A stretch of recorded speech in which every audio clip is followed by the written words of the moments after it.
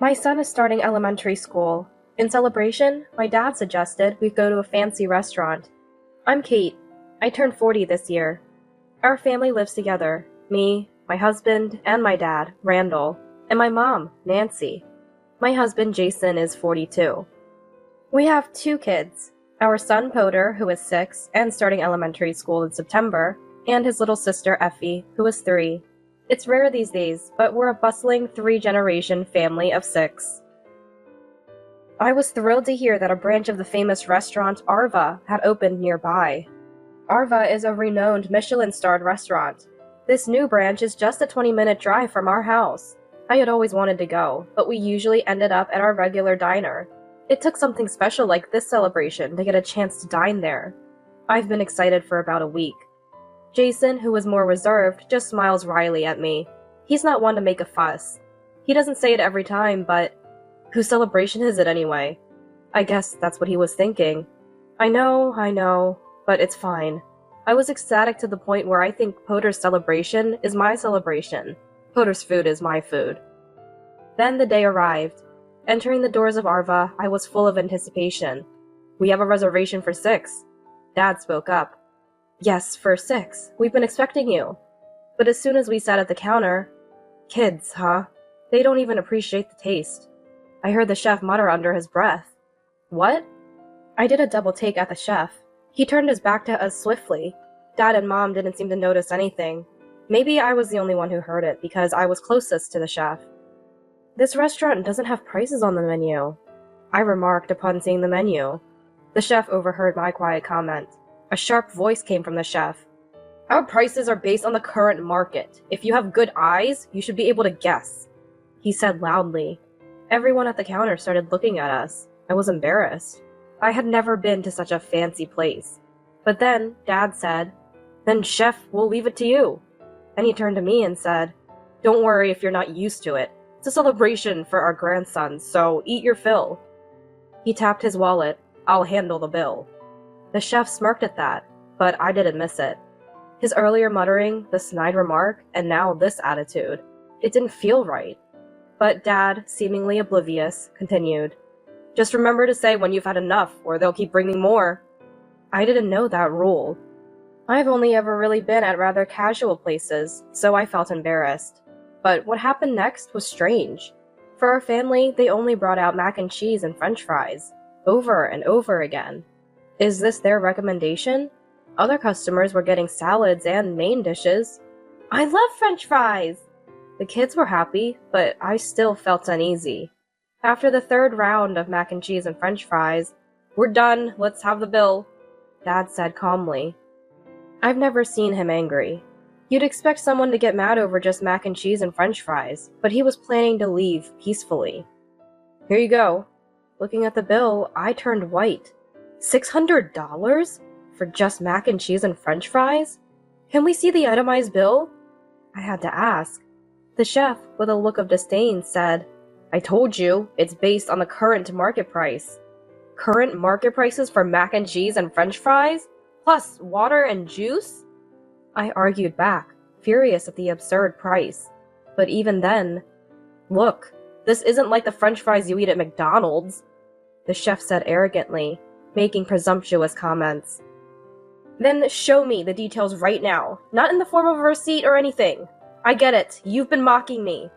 I confronted the chef, almost grabbing him by the collar. Just wait, I'll pay for it, so you don't have to worry. Dad said so, but I replied, No! With $600, do you know how many times we could have had steak or seafood at a diner?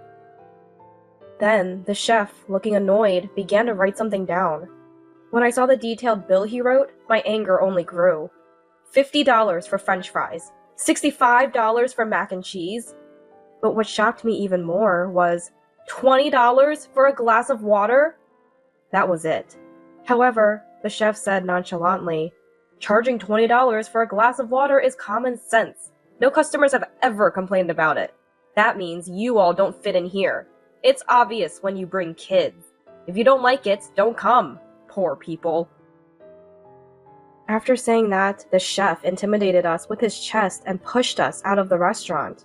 We'll pay for what we ate, Dad said. pulling out the credit card from his wallet. The chef snatched it roughly, without a word of thanks, and closed the door. Grandpa, thank you! The french fries were delicious. Me too, the mac and cheese was good, the kid said. Dad narrowed his eyes. That's good, but I feel bad for you guys, I said. It's not your fault, Dad. That guy was the problem. Still in an angry tone. Jason, being timid, said, I'm really okay with just the french fries. Tomorrow's Sunday. Let's reset and go to another restaurant, Dad suggested. What? But after spending $600? I protested. Don't worry, I properly want to celebrate my grandkids, and you've done well raising them to this point. It's also a thank you for that, Dad replied. But then, Dad turning his back to us, muttering, That brat. Don't get cocky. I couldn't help but overhear. We ended up going to another restaurant the next day. This time, it was a place Dad was familiar with, so I felt relieved. That's because... I'll talk about that a bit later. To the kids, we wanted to eat seafood and such, so let's go again, I said. Can't miss seafood and steak, they began. So 2 consecutive days weren't a problem. When we got to the restaurant, Randall, long time no see. Dad was greeted. Hi, Osbert, long time. Let's go to the chef's choice today. Start with seafood for the grandkids, Dad said, unfolding a napkin. The seafood will be seasonal, the best for your grandchildren. Maybe salmon for this time of year, the chef Osbert said cheerfully. When people talk about what they love, they become eloquent. This chef was exactly that. He happily talked about the deliciousness of seasonal items. Listening to him made us happy too. A stark contrast to yesterday. And the seafood brought to our table. Delicious!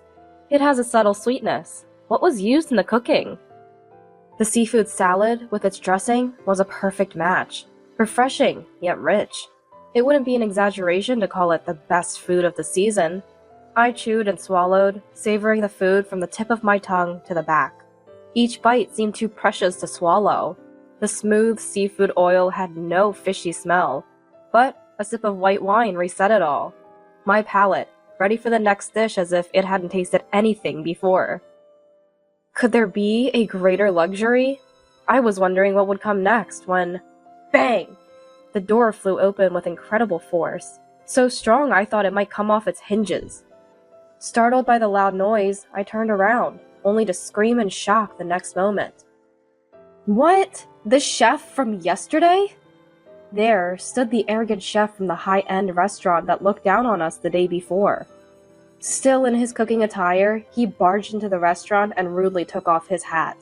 Master, why did you cancel the use of the restaurant Arva name for the branch? He yelled. Dad responded, sipping water with a smirk. I was waiting for you. I heard about it. You were extremely rude to this gentleman, said Osbert, who was called the master, addressing the arrogant chef who had stormed in. What? This gentleman?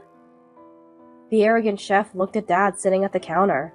Then, ugh, the poor guy from yesterday, he exclaimed. Osbert retorted, Poor? Do you even realize who this man is? He yelled loudly. This man is my master, the founder of Restaurant Arva. What? The arrogant chef reflexively apologized to Dad on the spot. I was a bit surprised and excited. Actually, I knew that Dad was the chef of Restaurant Arva.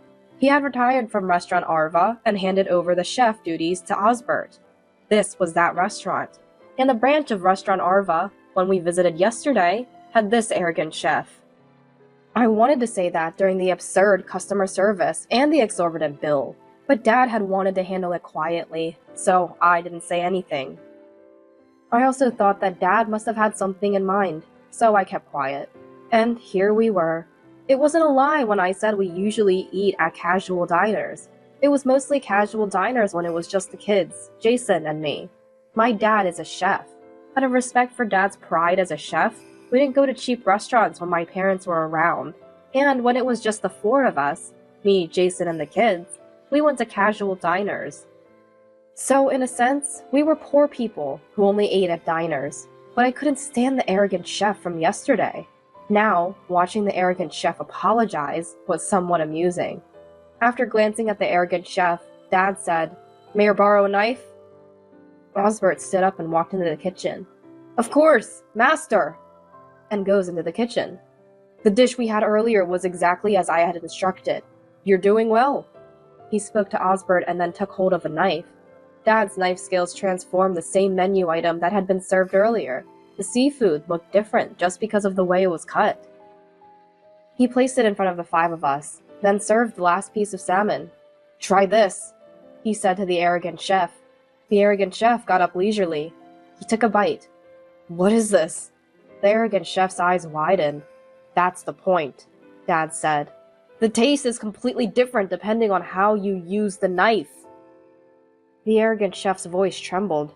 "Compared to that," Dad continued, "the salmon you cut and served to other customers wasn't uniformly thick, which affects the taste." The arrogant chef shrunk in size, looking down. "That's not all. The other seafood was the same, and the mac and cheese was overcooked and the french fries were over-fried." Then Dad turned to Osbert and said, "I think it was too early to open a branch with this guy." Osbert apologized. "Well then, let's hear the reason why you only served mac and cheese and french fries for the chef's choice." Dad continued. "What?" Osbert exclaimed in surprise. The arrogant chef started to tremble. Osbert stood in front of the cowering, looking down arrogant chef, arms crossed, voice trembling with anger. "You! What have you done? Mac and cheese and french fries for the chef's choice?" "That's not all," Dad continues speaking. "The water was $20 a glass." $20? The chef's voice cracked. Osbert's voice cracked. Then the arrogant chef began making excuses. His explanation was so outrageous that everyone present was stunned. "At first, I didn't want to bother with small change, so I made water current market price to make it an even $100 bill." "What?" Jason and I exclaimed in unison. "So if the bill was $90, you'd charge $10 for water, and if it was $20, you'd charge $80 for water?" Jason asked unusually. "Current market price."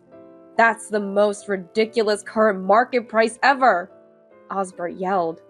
"So it was $20 this time," Dad said. "Honestly, for office workers, they become repeat customers. But families, especially with small children and elderly, only come for special occasions, so we can't expect repeats." The arrogant chef started. To this, "There's no such business strategy." Even Dad, who was usually calm, got angry. "Listen, a business strategy is something you talk about after you've properly delivered your services. Current market price is a proud pricing for the freshness of fish, visible to the eye. Don't misuse it for trivial accounting conveniences. And you haven't even reached the level of skill to cook them properly. Customers are equal. They pay and look forward to their meal, no matter the day or time. Don't presume to scrutinize them." Dad rarely got this angry or spoke this much. I think his chef's pride made him do it. The arrogant chef was cowed and looking down. After a stern lecture, "What are you going to do about him?" Dad asked Osbert, and then he said, "You do understand," to the still looking down arrogant chef. "You are forbidden to use the restaurant Arva name," Osbert said. He wasn't like that before, and his taste was solid, but he changed after owning this place. Osbert said, "Being a famous restaurant's branch, customers would come just for the name, and he probably got conceited with the high customer count. He kept deteriorating in his quest for more profit. Still, Dad's skills hadn't faded with age." "Grandpa, you were cool," said Potter. Thus, the arrogant chef was made to change the name of his restaurant. But that restaurant closed within a few months. Without the famous name, it was a world of pure skill. The taste must have been lacking. "Wasn't tasty, just famous," was the harsh critique on Yelp. The arrogant chef became infamous for the restaurant Arva branch incidents and couldn't find work anywhere. He returned to the countryside, I heard, from Dad's disciple, the chef. The absurd $600 bill was returned by the chef, who took it from the arrogant chef. Osbert said it was his responsibility for training such a man and a gift to the master. He even made our meal that day free. One day, "Grandpa, this is a thank you," Effie said, smiling, handing something to Dad. In her small hand was a slightly clumsy seafood salad, all bought from a grocery store. Effie had arranged it on a plate herself. The dressing was overdone and too salty, but Dad ate it with a beaming smile. "Delicious! Thank you," he said, stroking Effie's head happily. "I'll pass on showing off today," said Poder.